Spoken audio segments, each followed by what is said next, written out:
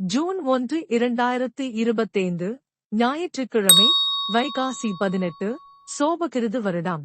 இன்றைய நாள் சப்தமி திதியுடன் பூரட்டாதி நட்சத்திரம் வழிநடத்துகிறது. காலை 5:45 மணிக்கு சூரிய உதயம், மாலை 6:35 மணிக்கு அஸ்தமனம். இன்று ராகுகாலம் காலை 4:30 முதல் 6 மணி வரை. வைகாசி மாதம் முருகப்பெருமான் வழிபாட்டுக்கு சிறப்பு மாதமாகும். இதன் தொடக்க நாளான இந்த நாள் நம் மனதை புதிய எண்ணங்கள், புதிய உற்சாகங்கள் மற்றும் நம்பிக்கையுடன் நிரப்பும் நேரமாகும். புதிய மாதத்திற்கான மோட்டிவேஷன்.